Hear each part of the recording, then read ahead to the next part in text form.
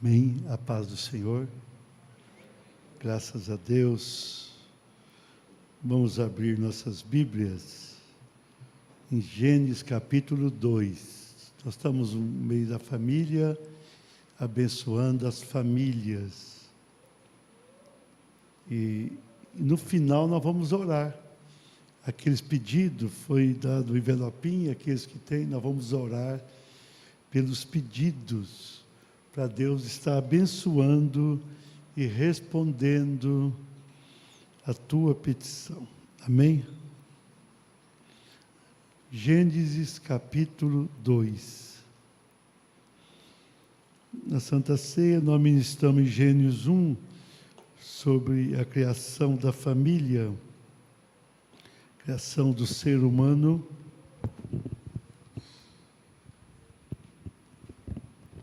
E hoje queremos tratar sobre o casal. Gênesis capítulo 2, versículo 21 ao 25. Deus vai te abençoar. Graças a Deus. Gênesis 2, 21 diz assim: Então o Senhor Deus fez o homem cair em profundo sono. Enquanto ele dormia, tirou-lhe uma das costelas, fechando o lugar com carne. Com a costela que havia tirado do homem, o Senhor Deus fez uma mulher e a levou até ele.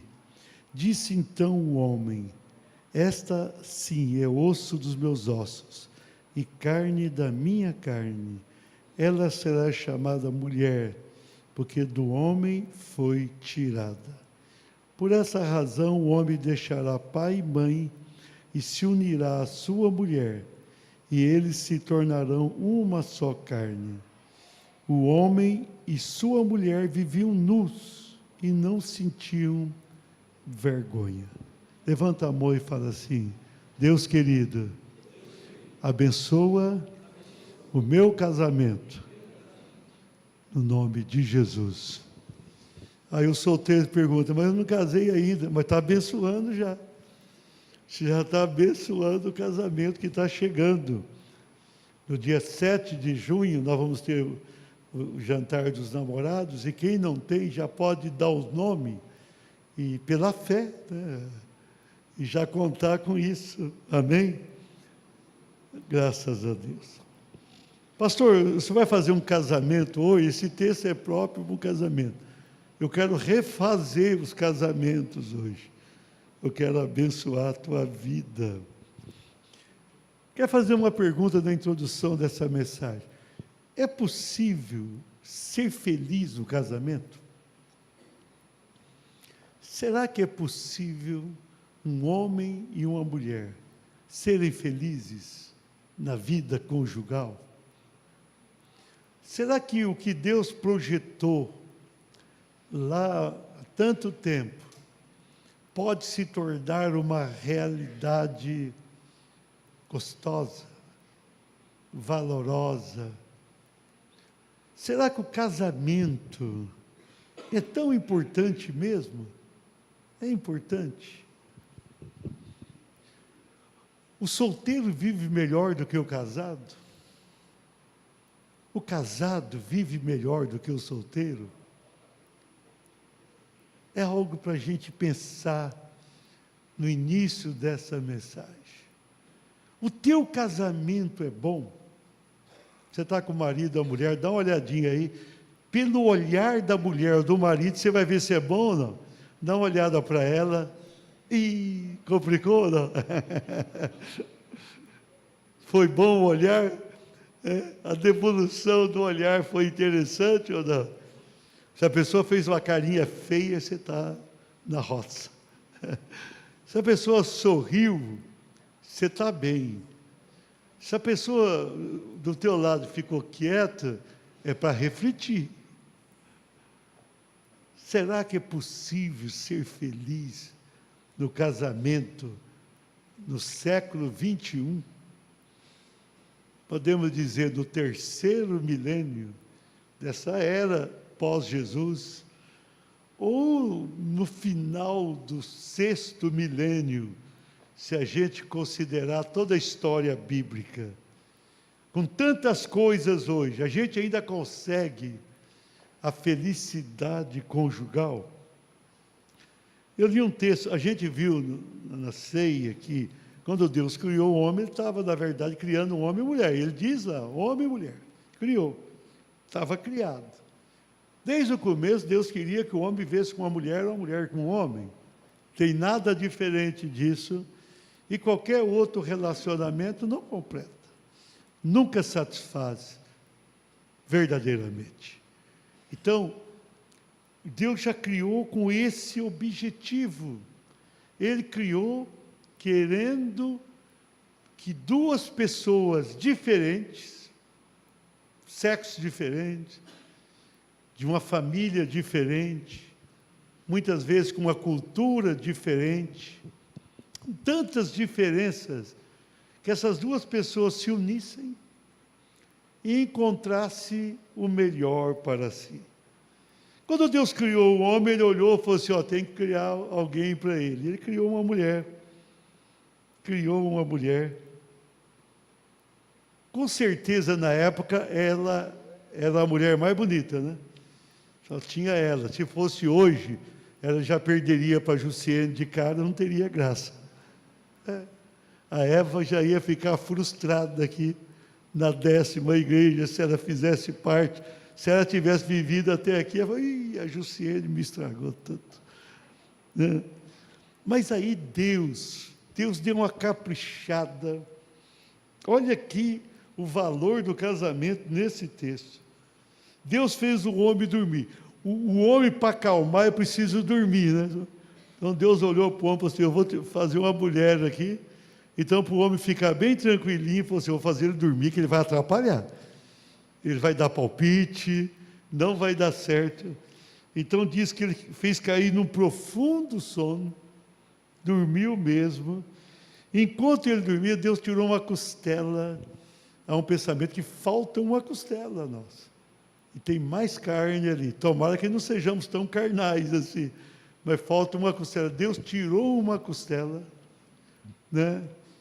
E fez uma mulher. E eu fico imaginando, o Adão dormiu, não sei quanto tempo ele dormiu, né? E quando ele acordou, ele estava acostumado com leões, leoas, elefante feminino, e animais. De repente ele olhou, tinha uma mulher à sua frente. Tinha uma mulher. Talvez no primeiro momento ele levou um susto. Na sequência, ele admirou. E no terceiro momento ele falou para Deus, quando vai ser o casamento? Quando a gente se casa aqui, como é que a gente resolve isso? Mas era alguém dele. Interessante, há um pensamento machista antigo, mais atrás era muito pior isso. Muitas vezes as pessoas pensavam que o homem era maior. Não, não é maior. Eles são exatamente iguais. Tanto é que a mulher foi tirada do lado de uma costela para estar do lado. A mulher em nada é inferior ao homem. Eu tenho uma tese que o homem depende mais da mulher do que o contrário. Eu acho que a gente depende mais da mulher.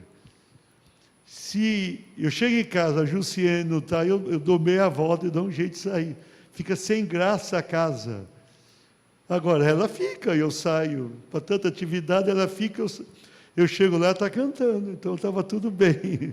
Estava tudo bem. Então, o homem, via de regra, depende da mulher. Depende da mulher. A mulher não é mais fraca que o homem. Fisicamente, possivelmente. Nem em todos os casos. Mas, e alguém diz, emocionalmente também, não penso dessa forma. Não penso assim. Mas na dor a mulher é muito mais forte. O homem bate o martelo de leve, ele entra em licença de uma semana do trabalho, ele reclama, ele fica ali pedindo para a mulher fazer curativo. A mulher tem dores terríveis no parto ali. Hoje nem tanto, mas depois tem o pós-parto. A mulher tem mais coisa ali que costuma dar problema, tem o útero, tem tantas coisas. O homem tem que cuidar só da próstata e muitas vezes ele não cuida. Cuida porque vai dar mal se não cuidar. Se aparecer uma doença e ele não for cuidado a tempo, aquela doença vai passar para outros órgãos, e se passar já era. Mas o homem tem dificuldade de ir ao médico. O homem não gosta nem do cardiologista, que é um exame tão sem problema algum. A mulher vai ao médico, ela se cuida mais, mas ela suporta mais dores. Mais. Então a mulher não é, no geral, mais fraca do que o homem. Eu não entendo dessa forma. E ela nasceu para estar exatamente do lado. Ela não vai mandar no homem, apesar que tem uma coisa popular que diz que o homem pensa que manda, mas a mulher é que manda, né? O homem fala assim, eu vou comprar um novo sofá para casa. Eu pergunto para a mulher, qual é a cor, qual é o tipo, ele pergunta tudo. E depois ele chega lá e fala, eu decidi, comprei esse, exatamente o que ela falou. Então o homem, Zé Maria, pensa que manda, né? Mas na verdade não. Mas o homem não pode oprimir a mulher, porque senão a vida dele ficará ruim. Os dois nasceram para estar juntos. Amém? Olha, pelo amém, não sei não, né? Amém mesmo ou não? Então o casal é algo maravilhoso. Então nós vemos aqui nesse texto, uma costela Deus fez a mulher. Aí quando o homem viu, o homem falou, é osso dos meus ossos. Osso dos meus ossos, olha que coisa profunda. Carne da minha carne, ela será chamada mulher, porque do homem foi tirada. E depois, a palavra diz, o homem deixará pai e mãe e vai se unir à sua mulher e se tornarão uma só carne. Eu vou enfatizar daqui a pouquinho isso. E vai terminar dizendo, o homem e a mulher viviam nus naquela época e não se envergonhavam. Por que não, hein? Porque não sentiam vergonha. Então, com base no texto, mandou aí, amorzinho? Não? Só mudar para... Olha lá, então vamos lá para o tema. Diga assim, o casamento feliz. Olhe para a mulher, se tiver ao teu lado, e fala assim, o casamento feliz. Ixi, não saiu forte, não. Não falei que as mulheres são mais fortes? Mulheres, olha para os homens, marido do lado e fala, o casamento feliz. Você viu como elas são mais fortes? O casamento feliz. Eu quero falar nessa noite, do mês de maio, sobre o casamento feliz. Pastor, dá para ter um casamento feliz? Dá para ter. É só a gente seguir o que está escrito nesses versículos aqui. Né? Nesses versículos aqui. Para quem estava no curso do Rodrigo, muito bom por sinal, esse aqui é um sermão textual. Nós tiramos as divisões do texto, um sermão textual, que vai falar o teu coração. E o teu casamento vai ter que melhorar. Vai melhorar ou não vai? E quem não casou ainda vai casar bem e vai ser feliz. Vamos lá então. O casamento feliz. Opa.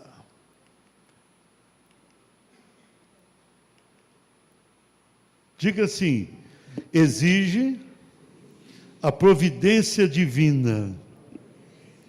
Então nós vemos aqui nos 2 primeiros versículos que eu li, que o Deus fez o homem adormecer, num sono profundo, ele tirou uma costela, fechou com a carne, e da costela que ele tirou, o Senhor fez uma mulher e levou até ele.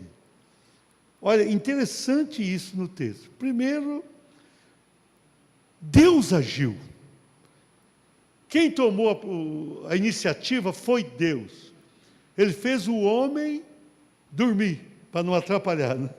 Como eu dizia. Enquanto ele dormia, ele tirou uma costela. Quem tirou aquela parte do homem foi Deus. Amém? Deus fez. Então, com a costela que ele tinha tirado do homem, ele fez a mulher, e aí vai dizer, e a levou até ele. Atenção, solteiro, isso aqui é importante. Deus levou a mulher até Adão. Olha aqui um segredo básico de um casamento feliz. Deus providenciando o casamento. Deus levando a mulher. Então Deus vai criar, Deus vai cuidar ali, vai caprichar, e Deus vai levar. Se a gente passar por cima desse princípio, nós já vamos ter muitas dificuldades. Pastor, e se Deus não levou, como é que faz? Tem que arrumar uma saída aí. Casou, né? Tem que arrumar. Mas o correto é quando Deus prepara, Deus providencia e Deus leva. A beleza está aqui, Deus leva. Com a Justiana aconteceu bem isso. Eu estava em casa, um domingo à noite, e ela apareceu com a minha irmã, que na época não era evangélica, e o meu sogro, que era obreiro de Deus. Então, eu lembrei agora, eu não tinha preparado o sermão. Deus levou a Jussiene lá, você vê como é que é assim? Deus levou a bela Jussiene à minha casa, ainda que por uns 2 minutos apenas, mas... Então é Deus, viu? Vocês moças, Deus leva, viu? Pode ter certeza, se souber esperar, Deus leva, né? Deus faz encontrar. Deus dá um jeito. Francisco e Creuza estava comemorando aqui quarta-feira, na verdade era quinta, 49 anos de vida conjugal. E aqui já tem alguns assim próximos disso. Deus faz isso. Se você pensar aí no teu casamento, você vai perceber que de uma maneira ou de outra Deus providenciou. E alguém diz assim, mas essa pessoa era tão diferente de mim. Tem que ser diferente. A beleza do casamento passa pela diferença. Não vão ter os mesmos gostos nunca. Nunca vão ter. Normalmente o homem gosta de futebol, a mulher detesta o futebol. Mas dá certo.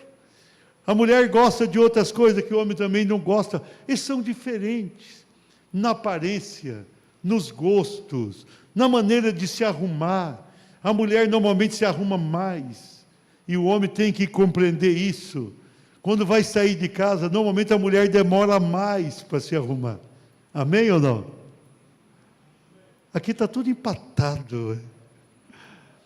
Mas é Deus providencia. Interessante que eu vejo, Deus providencia, Deus traz, Deus une.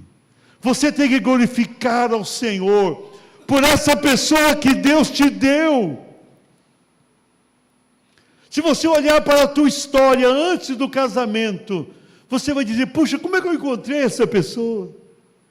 Como pôde dar certo? Mas foi Deus quem providenciou. E se foi Deus quem providenciou, você precisa valorizar. Muitas vezes o casamento não dá certo, porque a pessoa não entende claramente tudo isso, não vê a providência de Deus, não vê a ação de Deus. Adão dormiu e acordou com a mulher do lado. A gente também um dia aconteceu, quando você acordou, você tinha alguém junto de você, alguém que viveria com você, alguém que te amaria, alguém que te cuidaria, que você cuidaria dela também e amaria muito. É Deus. O casamento é uma providência divina gloriosa. Como o casamento é algo especial, é Deus quem faz isso. Amém? Você acredita que Deus uniu você com a esposa e o esposo? Amém. Vamos lá. O casamento feliz. Diga assim, exige a plena união do casal. Olha o versículo 23. Disse então o homem, esta sim é osso dos meus ossos, e carne da minha carne. ela será chamada mulher, em outra tradução, varoa, porque do homem foi tirada. Olha como Adão, naquele momento, entendeu a beleza da criação da mulher. Adão olhou para ela e falou assim: não, essa faz parte de mim. Essa é osso dos meus ossos e carne da minha carne. Essa mulher é uma comigo. É uma comigo. E Jesus, esse texto, Jesus vai passar lá em Mateus, quando ele fala sobre a verdadeira unidade, que nós somos um. O casal é um mesmo. A gente se torna um. Quando a gente tem os benefícios da vida, precisa dividir, que nós somos um. Nós temos que estar unidos fisicamente. Não tem nenhuma união no mundo igual de um casamento. Por mais que um casal ame os filhos, netos, assim por diante, mas não existe uma união tão próxima como de um casal. O casal vive na sala com a mulher, na cozinha, na copa, mas no quarto é só o casal. Nos outros compartimentos tem outras pessoas. No quarto é do casal. Então veja bem, essa união física é tremenda. E eles vão se tornando um verdadeiramente. E vão se tornando, e precisam se tornar um verdadeiramente. E precisam entender que são um. Unido fisicamente, que é algo essencial no casamento, essa unidade. Um passar a admirar o outro, a gostar do outro. O amor é algo que precisa ser cultivado no dia a dia, precisa ser levado sabiamente. Mas o contato físico, cuidadoso, leva o casamento a ser melhor, cada vez melhor. A união emocional e espiritual também tem grande importância. O casal precisa estar tão unido um com o outro, que os problemas emocionais de um afetam o outro. Se espiritualmente um não está bem, o outro será afetado também. Se um está doente, a pessoa sente a dor. Sente a dor. É impressionante. Quando a gente entende a unidade conjugal, a gente passa a sentir a dor do outro. A Jussiana estava com uma hérnia lombar, e passou um tempo, eu estava sentindo dor verdadeiramente do lado. Não era exatamente o mesmo local. Eu falei para ela: sou solidário, até na dor. O casal precisa entender isso. Eu, sinceramente, se Deus falasse opção para você escolher, você doente ou tua mulher, não tem outro jeito, Senhor? Não tem, fica eu doente. A gente passa a entender isso. O casal precisa se unir de uma maneira profunda para dar certo. A unidade de propósito, vocês que vão se casar, pensem nisso, tem que ter os mesmos propósitos. Não pode um caminhar para um lado, o outro para o outro. Quando alguém fala: eu sou crente, eu sou de uma igreja, a mulher da outra, não dá certo. Como é que um vai para uma igreja e vai para outra? Um ouve um tipo de mensagem, o outro está ouvindo outro tipo de mensagem. Como que alguém vai olhar para a pessoa com quem casou e vai compará-la com outra pessoa lá fora? Para que isso? Como que uma pessoa vai achar mais bonita a outra? Como vai fazer isso? É porque falta a verdadeira unidade. Aqui, o próprio Adão falou: essa aqui é uma comigo. Nós somos um, inclusive os ossos e a carne. É assim que precisa ser. Nós precisamos estar unidos. Nós precisamos ter essa verdadeira unidade. Você quer ser feliz? Entenda o valor da união do casal. A união do casal. União. Mas pastor, essa união, como é que resolve dentro de casa? Tem que estar junto. Tem pessoa que chega em casa, o homem vai lá, está vendo um jornal ou algo, ele pega um prato de comida e vai comer na sala. Absurdo. Onde está a união? Onde está a união? A pessoa sai na hora de folga sozinho. Por quê? E a outra não tem união. Se não houver uma verdadeira união, não tem casamento feliz. O casamento feliz é quando os dois estão unidos, fisicamente, emocionalmente, espiritualmente, nos propósitos, no dia a dia. O que vão fazer tem que entrar num acordo. Vão trocar o carro, precisa ter um acordo. Vão trocar a casa, até trocar de emprego. Só não pode trocar de marido e nem de mulher. Outras coisas pode, se tiver acordo. União. Você quer ser feliz? Olhe para a pessoa com quem você se casou e fale: eu vou estar unido com essa pessoa. Eu vou estar unido. Unido de verdade. Unido de verdade. Eu não quero outra pessoa. Uma vez eu falei para Deus, falei: Senhor, se o Senhor me oferecesse todas as mulheres do mundo juntas, e a Jussiene do outro lado, eu ficaria só com a Jussiene, que está excelente. Eu não quero outra. E quero ir para o arrebatamento, porque eu não quero outra pessoa. Mas isso aí é uma questão de decisão também. Se você ficar vulnerável, daqui a pouco você é atraído lá fora. Como é que alguém é atraído lá fora? Porque se deixa vulnerar, começa a admirar quem não pode, começa a pensar. A nossa mente, eu já preguei algumas vezes isso, a mente é um problema sério. Se você pensar demais, dá errado. Pensa em quem Deus te deu. E quando você pensar que está ruim o teu casamento, quando você vai ter um outro um dia, caso fique, não é fácil não ser melhor. Por que não? Porque aquela pessoa que Deus te deu é muito especial. União, união e união. Única aquela pessoa. Pastor, mas tem defeito, todos nós temos. Só no céu, na eternidade, que nós atingiremos um nível ideal.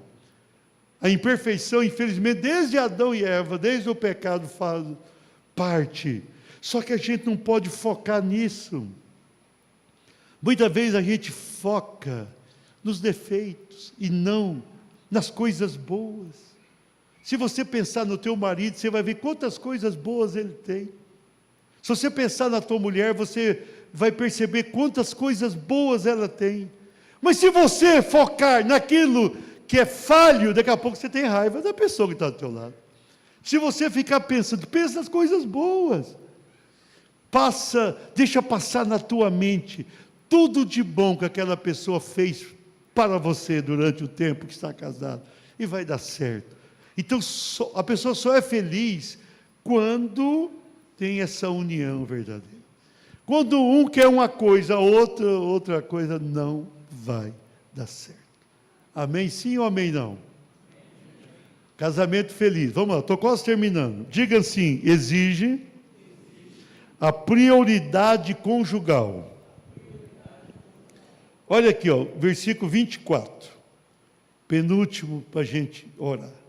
Por essa razão, o homem deixará pai e mãe e se unirá à sua mulher, e eles se tornarão uma só carne. Só vai se tornar um de verdade quando deixar o pai e a mãe. Você casar não precisa mandar matar o pai e a mãe, não. É só não viver na dependência do pai e da mãe. Né? Tem casal que casa e leva a mãe na lua de mel, aí não tem jeito. Né? A pessoa casa e vai morar com o sogro, está com a vida enrolada.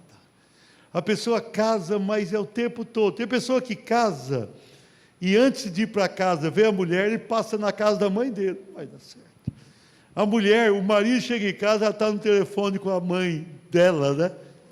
Que ela vai gostar muito mais da mãe dela do que da dele, e vice-versa. E fica no telefone, a gente está falando com quem? Com a minha mãe, hoje, no outro dia, com a minha mãe, com a mãe. Foi aí que surgiu a raiva da sogra. Na verdade, o marido estava com raiva da mulher, não é da sogra.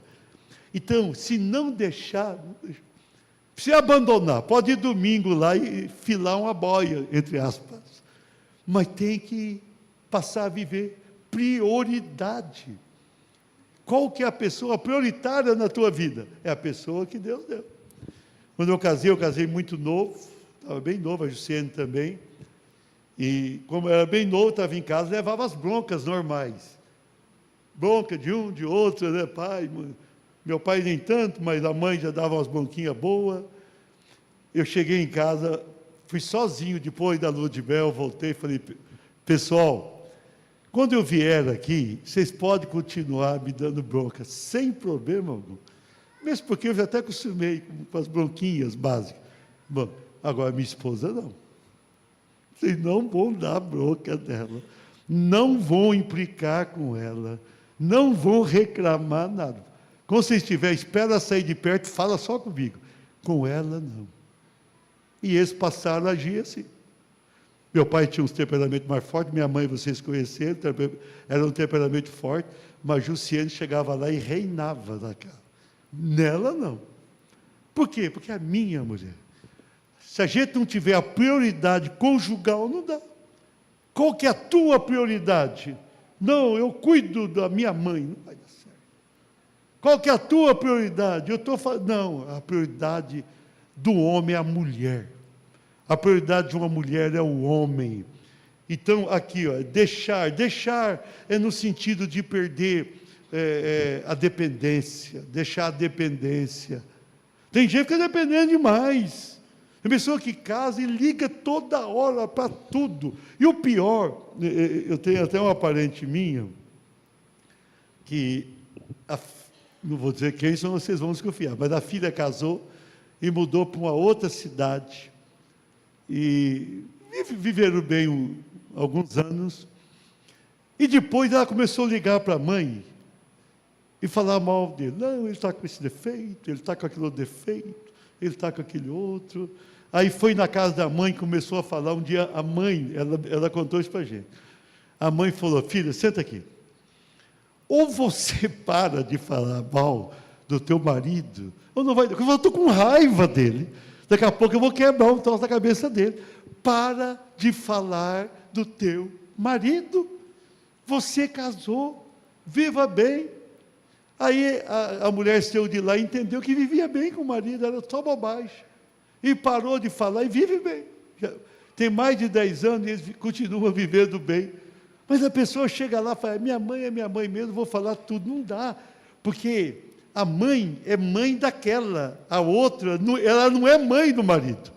Se falar, ela vai pegar a causa da filha. Se falar com o pai também. É lógico que vai pegar. A tua mãe nunca vai gostar mais de quem que você casou. A tua mãe vai gostar mais de você. Ela é a mãe. Então, e o pai também. Se a gente não souber dar prioridade aí, não vai dar certo. Não vai dar certo. Se vai comprar um presente e é aniversário das duas no mesmo dia, o melhor presente tem que ser da esposa e não da mãe. Olha que a mãe é importante, porque a esposa, ela vai ficar sentida e com razão. A esposa é uma com ela, uma pessoa. Então tem que ter prioridade. Esse é um grande problema. Prioridade no relacionamento. O maior relacionamento é dos dois. Tem que ficar mais tempo marido e mulher do que marido e amigos, marido e parentes, mulher e amigas, mulher e parentes também. Os dois têm que ficar juntos, têm que se relacionar, aí o casamento vai ficando bom. Tem umas brigas no início, depois se acertam. Você tem um filho que vai casar, eles vão se acertar depois. A filha vai dar certo também. Nós precisamos entender essa prioridade na valorização. Tem pessoa que casa e a mulher capricha na comida e faz uma comida e está ali comendo e fala, olha, ficou boa. Não é igual da minha mãe aí, desse macarrão. Não é exatamente igual, mas está bom também. Se eu sou a mulher e eu pego o macarrão, não vou dizer o que eu faria. Como assim melhor? Como que é melhor? Eu fiquei a tarde toda preparando isso aqui. Agora você vem falar que a tua mãe faz melhor. Como assim? Como assim? Então tem que valorizar. Tem pessoa que ele não tem um senso atrapalhado. Ele vai valorizar mais. Não, eu era feliz. E dentro de casa, como eu tinha uma vida boa, solteiro, não tinha nada, ficava dentro de casa, não mandava em nada em casa, levava bronca, tinha melhor a vida de casado. Mas fala para a mulher, a minha vida era melhor. Aí a mulher não aguenta. E tem mulher também, que ela reclama. Olha, quando eu estava em casa, minha vida era melhor, eu conseguia dirigir o carro do meu pai, e estava tudo bem, e o marido com aquele fusquinha na garagem, 1968, né? Aí ele vai na casa do pai, o pai fala assim, acabei de trocar o carro. Ele fala, miserável, que não comprou. Então, a pessoa vai elogiar o carro do pai. Olha, você precisa... Esse carro aqui, ninguém... Está bom. Gente, valoriza o que o marido te deu. Valoriza o que deu. Como eu casei bem novinho, eu acabei minha faculdade na época de economia, eu acabei e casei com a Jussiane. Eu não tinha nem carro ainda. Mas eu tinha que casar, que ela estava muito apaixonada. E eu mais ainda. Eu casei. Aí que nós fomos comprar o primeiro carro junto. Nosso primeiro carro tinha que andar pela fé. Era uma Brasília, João Carlos. Você entrava, você orava, ela funcionava e ia embora. Mas, gente, você vai construindo tudo junto. Você vai construindo uma vida junta. Mas a prioridade é isso. Não pode elogiar mais. Olha, lá na casa, meu pai, a mulher, estou falando mal das mulheres agora. A mulher me dava umas roupas diferentes. E aqui não fala isso. Fala que esse vestido que o marido te deu está bom e está ótimo. Elogia isso e vai dar certo. Amém sim ou amém não? Sei não, ele falou um amém. Começou com S, terminou com O, virou um negócio. Pessoal, a principal pessoa da tua vida é essa mulher aí. É esse marido aí. Né? É esse aí. É a pessoa que Deus te deu. Deus te deu. Liguei para a esposa do Expedito, a Liliana, não consegui falar com ela, mas quando eu liguei para o Expedito, eu consegui falar com ela hoje, que ela estava do lado, e era o aniversário dela, eu sempre ligo no aniversário dela. Ela não atendeu, mas o Expedito falou, a esposa até falou assim, do meu lado, você viu? Tá? Ganhou uma moral comigo ali. É assim que funciona. Você que fez a comida lá hoje, está vendo? Fez a comida para a mulher. Hoje, ontem e amanhã. Ele cozinha bem. Aí. Irmãos, é assim. A principal pessoa da tua vida é essa pessoa do teu lado. Porque se der ruim na vida, os dois vão ser afetados. Se um perdeu, o outro perdeu. Se um ganhou, o outro ganhou. Então, Jussiane e eu fomos construindo juntos. O que nós temos é nosso de verdade. Você não pode... A mulher, quando fica brava, fala, o teu filho, o homem também. A tua filha fez. Não, tudo é nosso. Até as dívidas têm que ser nossas. Amém? Tudo é nosso. A prioridade tua é a tua mulher, o teu marido. Teu marido. Eu largo qualquer coisa da minha vida para ela. Ela não estava bem, eu tinha uma viagem, eu falei no escritório, vou adiar a viagem. Não, mas está o passagem do avião comprado. Vou adiar. Eu não vou deixar a minha esposa enferma em lugar algum. Falei para o Hermes, que está aqui, falei, não vou deixar. Mas daí que se dane, entre aspas. O que importa para mim é a pessoa que está do meu lado, que divide as bênçãos e suporta os problemas. Então o casamento é feliz quando há essa prioridade. Se não tiver essa prioridade, nos objetivos. Quais são os objetivos? Tem que ter os mesmos. Tem que entrar num acordo. O que nós vamos comprar agora? Nada, o dinheiro não deu. Mas quando der o dinheiro, pensa. O que nós queremos juntos? O que vai ser bom para os dois? Não pode ser bom para mim ou para ela, tem que ser para os dois. A prioridade. Se não tiver prioridade conjugal, não dá certo mesmo. Vive junto, mas vive aquela vida chatinha, brigando. Mas quando há prioridade dos dois, um para com o outro, já deu certo. Amém? Eu vou encerrar agora com o último versículo. Diga assim: o casamento feliz exige a fidelidade do casal. Olha aqui, lá no jardim, que jardim devia ser bonito, hein? Eu gosto mais da área rural, eu queria ter morado naquele jardim, né? Com a Jussiene, lógico. Olha bem aqui, ó. O homem e sua mulher estavam nus, viviam nus e não sentiam vergonha. Eles não tinham vergonha um do outro. Essa vergonha aqui, aplicando no casamento, é muito mais profunda do que qualquer outra coisa. Essa vergonha aqui tem a ver com a nossa fidelidade conjugal. Dentro de casa, se um não é fiel ao outro, a pessoa vai sentir vergonha, ainda que não fale isso. Se não há fidelidade no casamento, no casal, aí tem vergonha. Adão e Eva não tinham vergonha um do outro. Mesmo porque não dava para ter ciúme naquela época do outro. Mas hoje dá. Pessoal, eu estou concluindo essa mensagem dizendo: o casamento feliz exige fidelidade.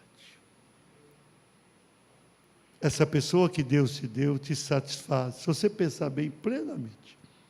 Você não precisa, ninguém precisa.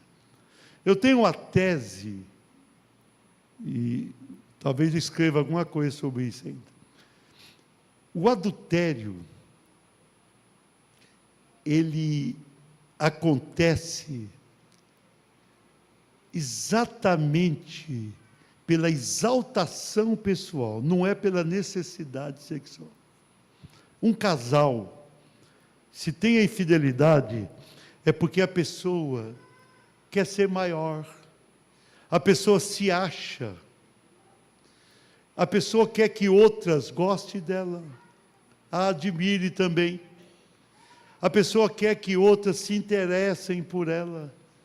Ela não precisa, esse homem ou essa mulher não precisa de outro ou de outra, de jeito nenhum. Porque na vida afetiva tem tudo ali de bom. Na vida relacional, na vida sexual, não precisa. Eu caí porque eu não precisa. Não precisa. Se a pessoa está casada, tem o que precisa. Se vai trair, é porque a pessoa se... Eu me lembro quando eu era novo ainda, e não faz muito tempo isso que eu era novo, né? Eu trabalhava no IBC, e quando eu chegava ao IBC, eu tinha os colegas de trabalho. Eu ouvia eles contar como vantagem. Tá casado, sair com alguém, sabe aquela moça? Então a pessoa faz aquilo para se achar melhor, maior. É vaidade. O pecado de Satanás foi querer ser igual ou maior do que Deus. O grande pecado de Eva, e na sequência do Adão, foi quando foi tentado aqui no capítulo 3, você se comer do fruto dessa árvore, você vai ser igual a Deus, vai conhecer as coisas. Então, aquele desejo do eu sou maior, eu sou melhor, eu sou bonito, eu sou isso, eu sou... A pessoa se deixa levar. E se você se deixar levar, quando você perceber, já era. Você está lá no escritório, se você começar a olhar lá, você é homem, para uma mulher, ficar olhando, daqui a pouco você pensa que está apaixonado, e está nada.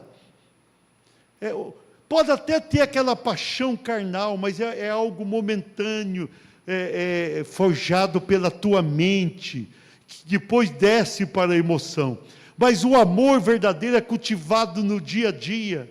E muita pessoa larga ali e vai viver uma outra realidade péssima depois.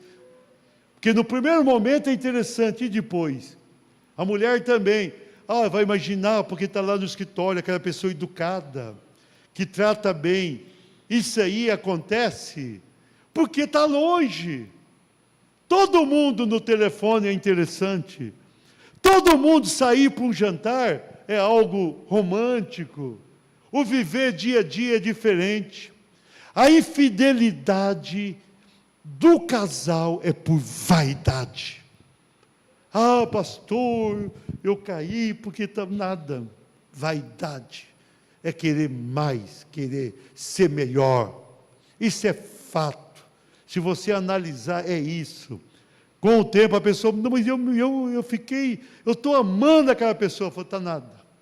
Você se deixou embriagar, porque embriagar não no sentido da bebida física, mas embriagar no relacionamento, porque você deu lado para isso. Mas quando você vence isso, e você entende que você tem tudo o que precisa, você não vai cair. Você tem. Você tem o sexo em casa, você tem o carinho em casa, você tem a comida em casa, você tem o marido do lado, você tem a roupa. A gente normalmente tem mais do que precisa, mais do que espera, mais e mais. A gente tem isso. A convivência fiel é essencial.